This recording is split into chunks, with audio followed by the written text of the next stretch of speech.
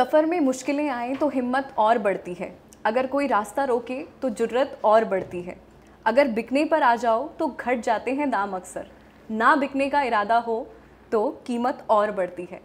Hello everyone, welcome to NPrep, welcome to Vitals, the nursing podcast which has been initiated by NPrep.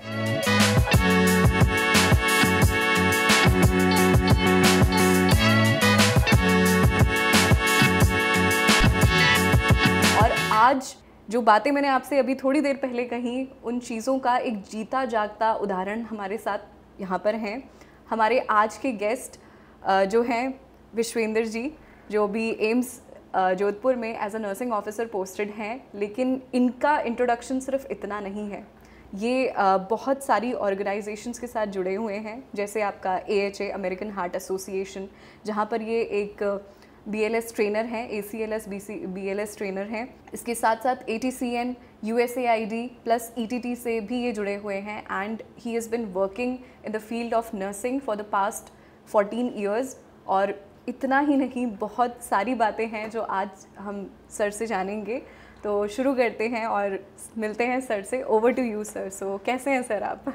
एकदम बढ़िया ma'am, आप बताएंगे। बस मैं बिल्कुल ठीक हूँ। सो बहुत ही मतलब अच्छा लग रहा है आपसे मिलके, क्योंकि हमने आपके बारे में बहुत सुना था।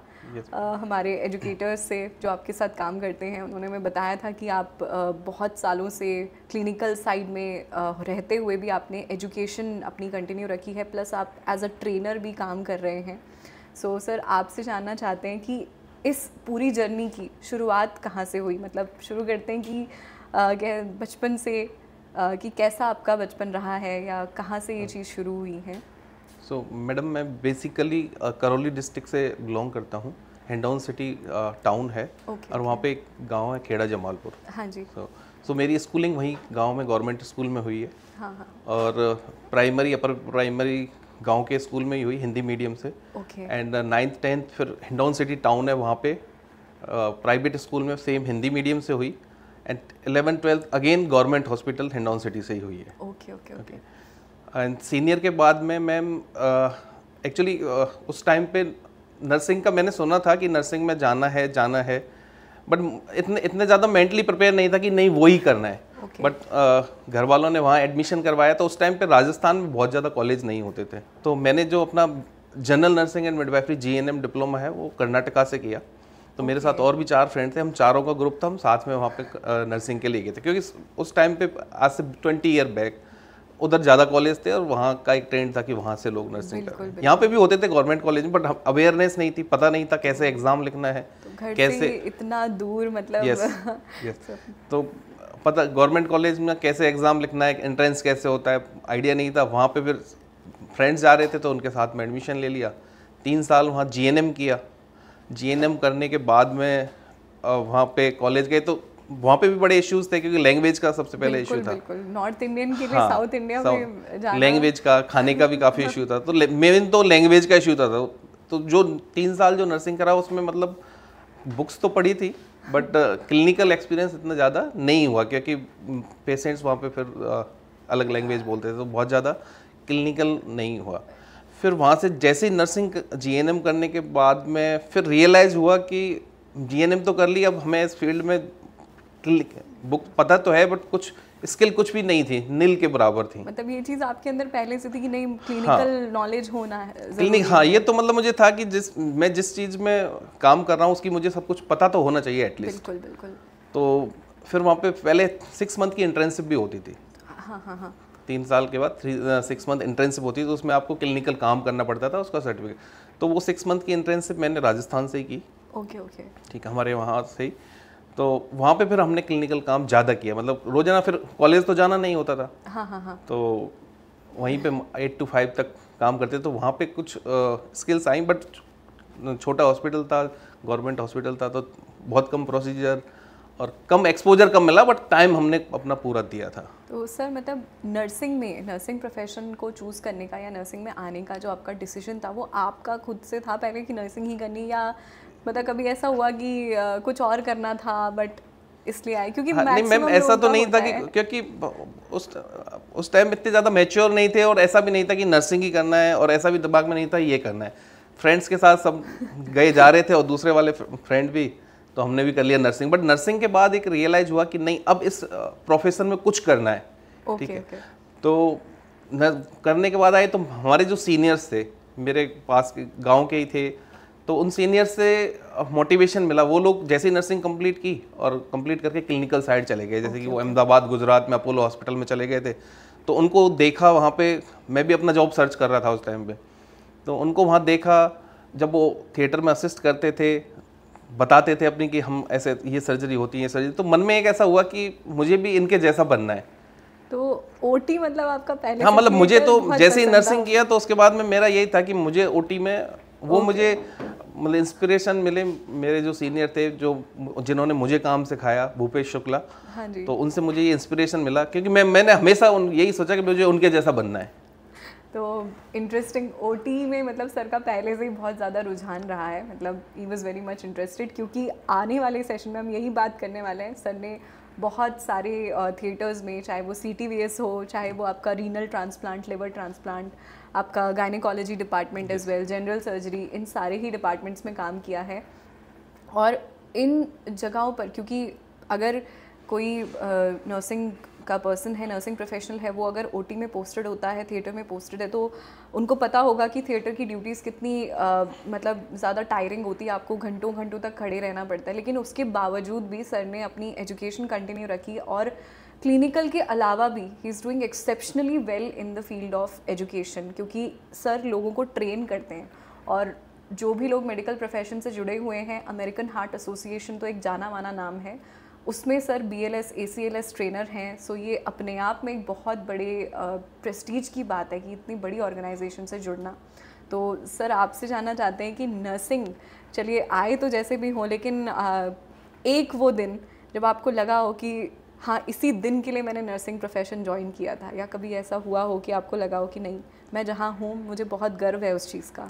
हाँ मैम, ऐसा काफ़ी बार मुझे ऐसा लगा, क्योंकि 2012 में मुझे बेस्ट ओटी नर्स का अवार्ड मिला था, जब मैं बिल्कुल उसकी भी बात करेंगे।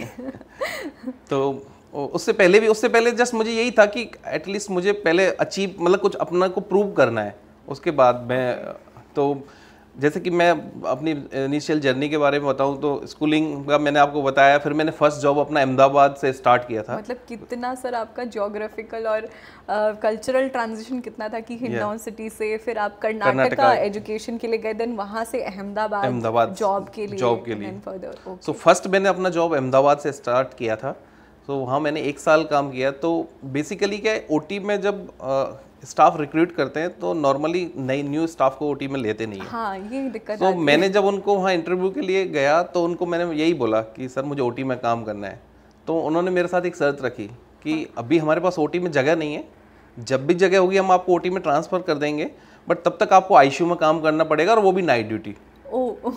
तो फिर मैंने कहा चलो ठीक है सर, कितने दिन में कर दोगे? तो उन्होंने बोला 1-2 महीने में, 3 महीने में। तो मैंने 3 महीने कंटिन्यूस नाइट ड्यूटीज़ की।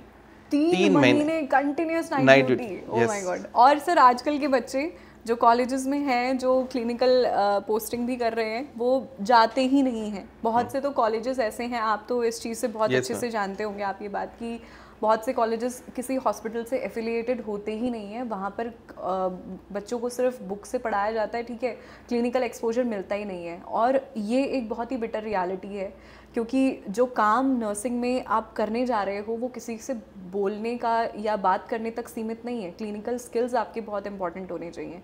तो सर इसका एक बहुत बड़ा एग्जाम्पल है कि अपना डिज़ायर्ड एरिया मिलने तक इन्होंने नाइट ड्यूटी करी है कंटिन्यूसली, और वो भी 3 महीने शायद। 3 महीने से ज़्यादा किए मैम। 3 महीने उन्होंने मुझे बोला था कि 3 महीने बाद हम ओटी में। फिर मैं उनके पास गया हमारे कि, तो बोले अभी तो जगह नहीं है ओटी में, तो आप करते रहो, हम आपको 100। तो 6 महीने बाद फिर मैंने वो हॉस्पिटल छोड़ दिया, क्योंकि उन्होंने मुझे ओटी में ट्रांसफ़र नहीं किया। तो फिर मैंने दूसरा हॉस्पिटल चूज किया, वहाँ पे ओटी में मुझे जगह मिल गई थी। फिर अहमदाबाद थोड़ा घर से दूर भी पड़ता था। तो 1 साल काम करने के बाद फिर दिल्ली में काफ़ी सारे ऑप्शन थे। फिर मेरे जो फ्रेंड थे, मेरे जो बॉस थे, वो लोग भी दिल्ली ट्रांसफ़र हो गए थे वहाँ से वहाँ पे। तो मैं भी उनके पीछे पीछे दिल्ली आया, और दिल्ली में मुझे प्रॉपर एक ओटी में जगह मिली।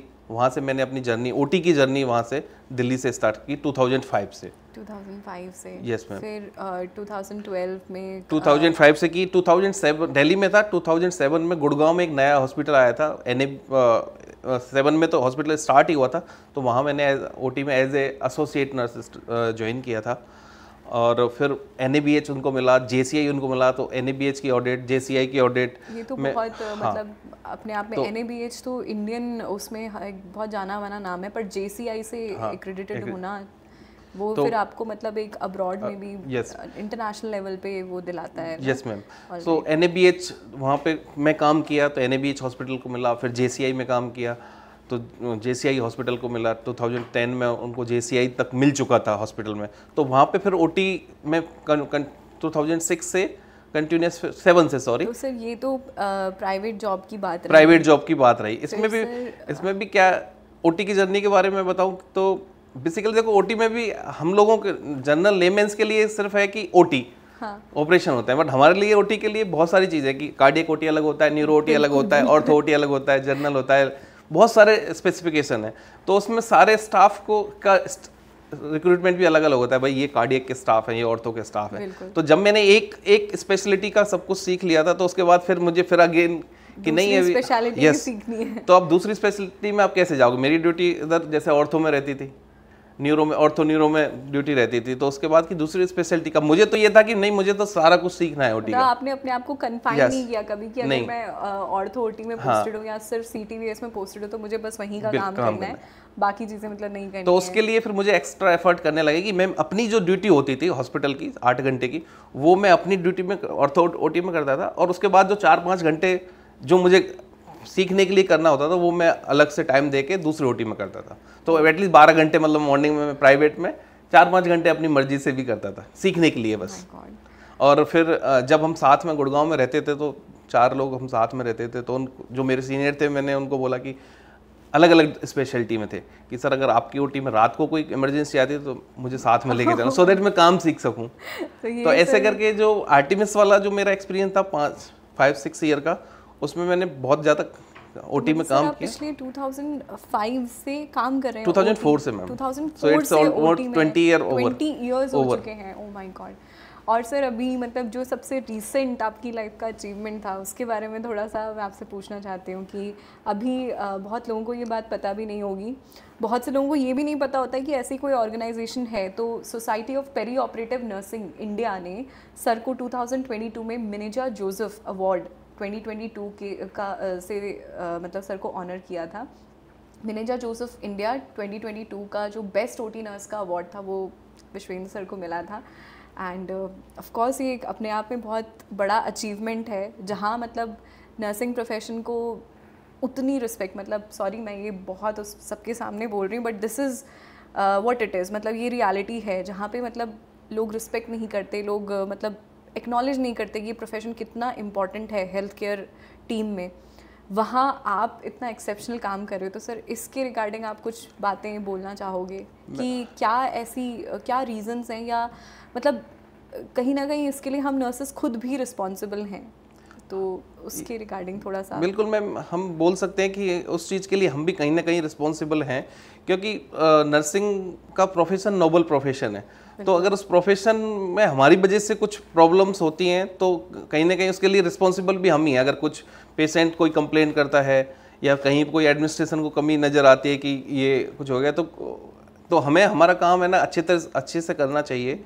अच्छे से करेंगे, पेशेंट को जो आउटपुट मिलने चाहिए वो आउटपुट आएगा तो डेफिनेटली हमें उतनी रिस्पेक्ट मिलेगी, और मिलती भी है। जो लोग अच्छे काम कर रहे हैं अपने अपने एरियाज़ में, तो वहाँ उनको अच्छी रिस्पेक्ट मिलती है। और रिस्पेक्ट मुझे लगता है कि अगर आप अच्छा काम करोगे तो आपको रिस्पेक्ट मिलेगी ही मिलेगी, कोई डाउट नहीं है। सर एक चीज़ और मैं आपसे पूछना चाहती हूँ कि आपकी जो प्रिपरेशन जर्नी रही, क्योंकि आपको प्राइवेट और गवर्नमेंट दोनों ही सेक्टर्स का एक्सपीरियंस है, तो गवर्नमेंट जॉब में सिलेक्शन लेने की आपकी जर्नी, उसके बारे में हम बात करते हैं, क्योंकि यहाँ पे बहुत से बच्चे ऐसे भी हैं जो अभी नॉर्सेट की प्रिपरेशन कर रहे हैं और भी गवर्नमेंट एग्जाम्स की। तो हम आपसे जानना चाहते हैं कि आप उनको क्या एडवाइस देना चाहेंगे फॉर प्रिपरेशन। तो मैम मैं प्राइवेट में मैंने अपना कैरियर स्टार्ट किया, तो उसके पीछे कुछ इश्यूज थे कि फाइनेंशियल मुझे सपोर्ट चाहिए था, फैमिली के लिए सपोर्ट चाहिए था, तो मैंने स्टार्ट कर दिया। और उस टाइम पे मतलब हम लोगों के पास इतनी अवेयरनेस भी नहीं थी। आजकल तो अब देखो कोचिंग, इतने सारे कोचिंग क्लासेज हैं और नर्सिंग में भी इतने सारे हैं कि लोग स्टार्टिंग से ही नर्सिंग में ही प्रिपरेशन करना स्टार्ट करते। तो हमारे पास गाइडेंस की भी कमी थी कि ये करना चाहिए।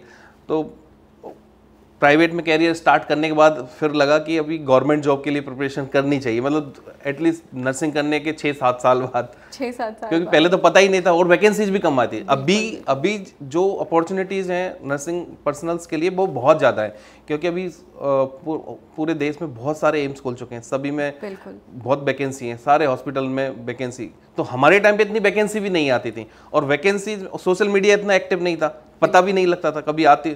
तो हमें तो वो हार्ड कॉपी वाले फॉर्म जो मिलते थे वहाँ से कभी 1-2 फॉर्म भरे, जैसे मैंने दिल्ली एम्स का 2007 में भरा था, ESIC का भरा था। तो वहाँ पे उस टाइम पे पहले क्या है कि इंटरव्यूज होते थे।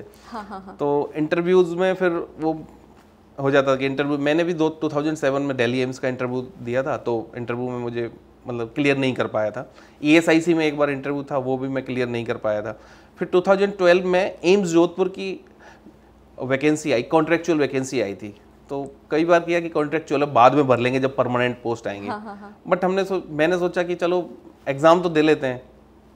तो मैंने एग्ज़ाम दिया तो रिजल्ट उसमें 13 में वैकेंसी आई थी। 13 में एग्ज़ाम में हो गया, इंटरव्यू हुआ था, इंटरव्यू में भी हो गया। फिर घर वालों से बात हुई तो बोले चलो ज्वाइन कर लो, ठीक है, राजस्थान है उधर, वहाँ दिल्ली में, गुड़गांव में, ठीक है, अभी पैसे कम है तो हो सकता है आगे परमानेंट भी होता है। एक उम्मीद होती है कि चलो ठीक है परमानेंट हो जाएंगे। फिर मैंने घर वालों की बात मान के ज्वाइन कर लिया था। वैसे मुझे फाइनेंशियली बहुत ज़्यादा फ़ायदा नहीं होता, क्योंकि मैं 50,000 वहाँ गुड़गांव में ऑलमोस्ट सैलरी थी। यहाँ पे हमने फिर कॉन्ट्रेक्चुअल बहुत कम में उसमें ज्वाइन की थी। फिर सर उसके बाद शायद आपने RML में भी काम किया था दिल्ली। हाँ, 14 में मैंने कॉन्ट्रेक्चुअल पे एम्स जोधपुर में ज्वाइन किया। फिर 17 में मैंने RML, वहाँ परमानेंट वैकेंसी आई थी, तो परमानेंट में मेरा हो गया था, तो मैंने RML ज्वाइन कर लिया था। और फिर उसके बाद एम्स जोधपुर वापस कब आए? एम्स जोधपुर वापस मैं 2020 में आया अगेन, क्योंकि मैं यहाँ ऑलरेडी 5 साल पहले काम कर चुका था, तो एक लगाव हो गया था एम्स जोधपुर। और फिर ये एम्स जोधपुर क्या है, शुरू से स्टार्ट किया था, तो सारी चीज़ें जैसे OT स्टार्ट हुई थी हमने स्टार्ट करवाई, वार्ड हमने स्टार्ट, मतलब हमारा उसमें एक सहयोग था कि एक लगाव हो जाता है जब जोधपुर जगह ही ऐसी है। हाँ। जो एक बार आता है वो यहीं का हो जाता है। बिल्कुल। तो ये मतलब आपका जर्नी था कि पहले मतलब, और अगेन जैसा मैंने कहा कि बहुत ज़्यादा मतलब एक ज्योग्राफिकल ट्रांजिशन बहुत ज़्यादा था। हिंडौन से पहले कर्नाटक आपका, वापस अहमदाबाद, फिर जोधपुर, नहीं फिर गुड़गांव, फिर जोधपुर, फिर दिल्ली वापस, फिर वापस जोधपुर। तो अभी जोधपुर में ही सेटल है। यस मैम, अभी जोधपुर में ही सेटल है। तो सर एक एजुकेशन, क्योंकि आपने क्लिनिकल में रहते रहते भी अपनी मतलब क्वालिफिकेशंस इतनी अपग्रेड करी हैं, चाहे वो मतलब क्लिनिकल साइड पे ही आप नर्सेस को टीच करते हैं, तो अब के जो लोग नर्सिंग ऑफिसर बन रहे हैं या जो प्रिपेयर कर रहे हैं, उनको मतलब आप एजुकेशन के बारे में क्या बोलना चाहेंगे कि क्या माइंडसेट रहता है लोगों का जब भी एक नर्सिंग ऑफिसर ज्वाइन करता है जॉब, और क्या चीज़ें लैकिंग हैं उस जगह पर? हाँ, तो मैडम मुझे पर्सनली ये लगता है कि जैसे सपोज करो हमने कोई जॉब अचीव कर लिया, जैसे कि मैंने भी 2020 में नर्सिंग ऑफिसर परमानेंट हो गया, तो उस जगह पे आके स्टॉप नहीं रहना है, ठीक है ना? ये चीज़ होती है। हाँ। ये बहुत लोगों को होता है कि बस अब नर्सिंग ऑफिसर बन गए तो बस यही तक है जो भी है। तो कुछ आगे उसके स्किल डेवलपमेंट के लिए, प्रोफेशनल अपने डेवलपमेंट के लिए कुछ ना कुछ करते रहना चाहिए। जैसे कि मैंने अपना 2010 में मैंने फर्स्ट AHA वाला BLS ACLS प्रोवाइडर कोर्स किया था, एंड तो बेसिक हाँ प्रोवाइडर का किया था। तो इंस्ट्रक्टर के लिए बेसिकली क्या है कि मैम प्रोवाइडर होता है, और प्रोवाइडर में से 1 या 2 लोगों को सेलेक्ट किया जाता है कि they can be instructor, AHA instructor. तो 10 में मुझे वो एक एलिजिबिलिटी नहीं मिली थी। 12 में मैंने फिर दोबारा से प्रोवाइडर किया तो मुझे एलिजिबिलिटी मिल गई थी। फिर मैंने इंस्ट्रक्टर कोर्स किया यहाँ एम्स जोधपुर में रहते हुए, और फिर मैं उसका इंस्ट्रक्टर हूँ। तो पिछले लास्ट 10 ईयर से मैं AHA certified BLS and ACLS courses all over Rajasthan और एम्स जोधपुर में भी जो होते हैं उनको मैं कोऑर्डिनेट करता हूँ। तो सर इतने सारे OTs में काम करके, CTVS, gynaecology, general surgery, liver transplant, kidney transplant, ठीक है, और ऑर्थो OT मैं भूल गई थी, ठीक है। सो इतने सारे डिपार्टमेंट्स में काम करने के बाद मतलब कभी ऐसा लगा कि बस अब थक गया, अब नहीं हो रहा है, बोर हो गए हैं इस काम से? कभी ऐसा लगा कि कोई एक दिन ऐसा आया हो जब आपको लगा हो कि नहीं ये काम नहीं करना है अब? नहीं मैडम, मुझे तो कभी ऐसा नहीं लगा, क्योंकि मैंने देखा कि आप जितना काम करते हो उतना ही आप में निखार आता है। बेसिकली मेडिकल ये फील्ड ही एक ऐसा है, इसके लिए एक फील्ड ही ऐसी है कि आप जितना ज़्यादा काम करोगे हर केस आपके लिए एक नया है, हर दिन कुछ ना कुछ नया नया सीखते हो आप। डेफिनेटली। तो अब मुझे तो अब जैसे आज अभी जाओगे ओटी, तो जब तक ओटी में जाके स्क्रब ना कर लो, ओटी के काम में कुछ पार्टिसिपेट नहीं करो, तब तक अच्छा नहीं लगता। ठीक, मतलब एक डेली रूटीन सा हो गया कि नहीं जाना है, कुछ काम करना है। बहुत अच्छी बात है ये कि काम को लेके इतना पैशनेट, और वो भी मतलब बहुत कम लोग ऐसे होते हैं जो क्लिनिकल्स के साथ साथ अपनी एजुकेशन परस्यू करते हैं, प्लस खुद तो एजुकेशन ले रहे हैं, दूसरों को भी ट्रेन कर रहे हैं। तो बहुत ही एग्जाम्पलरी है, बहुत एक मतलब कह सकते हैं कि हम आपको बहुत मतलब इस चीज़ को बहुत इसकी सराहना करते हैं हम कि ऐसा आपके अंदर वो स्पिरिट है, काम को लेके वो जुनून है अभी भी। और सर कैसे मतलब आप नर्सिंग प्रोफेशन ने कैसे आपकी लाइफ को चेंज किया है, लाइक सोशली, पर्सनली और प्रोफेशनली भी? बिल्कुल, मतलब वो भी हम आपसे जानना चाहते हैं कि जैसे अभी गवर्नमेंट जॉब है, उसके साथ साथ आप इतने क्वालिफाइड भी हैं, तो कैसे मतलब सोशली कैसे लाइफ चेंज हुई है इस चीज़ को लेके? मैं डेफिनेटली चेंज तो हुई है सोशली। मीन्स एक आपको एक अपना नाम मिलता है कि वहाँ पे वो लोग काम करते हैं, वो अच्छे से हेल्प करते हैं, ठीक है ना, उनको बहुत नॉलेज है। तो ये सारी चीज़ें कहीं ना कहीं एक अपने को फ़ायदा तो दिलाती ही हैं, ठीक है। तो सर अब जैसे हम इस पॉडकास्ट के एंड की तरफ जा रहे हैं, तो एक मेरा आपसे लास्ट क्वेश्चन ये रहेगा कि अभी जैसे मतलब बहुत सारे लोग ऐसे हैं नर्सिंग के अंदर जो आपके जैसे मतलब एग्जाम्पलरी काम कर रहे हैं। आपको भी हमारी टीम ने ढूंढा है क्योंकि यूजुअली आप भी शायद सोशल मीडिया पे इतने एक्टिव नहीं हैं, है ना, तो यूजुअली नहीं होते हैं। एंड सेकेंडली मतलब बहुत से ऐसे लोग हैं जो बहुत अच्छा एग्जाम्पलरी काम कर रहे हैं, बट कहीं ना कहीं वो दिखते नहीं है, दूसरों को हाईलाइट नहीं होते हैं। तो लोगों को लगता है कि शायद नर्सिंग में ऐसा कोई काम मतलब ऐसा कोई ऑर्गेनाइजेशन है ही नहीं है, ऐसे काम होते ही नहीं है, मतलब आप बस क्लिनिकल पोस्टिंग तक ही सीमित हो। तो आप मतलब ये पॉडकास्ट जो हम कर रहे हैं, इसके थ्रू, इस मीडियम के थ्रू आप लोगों से क्या कहना चाहेंगे?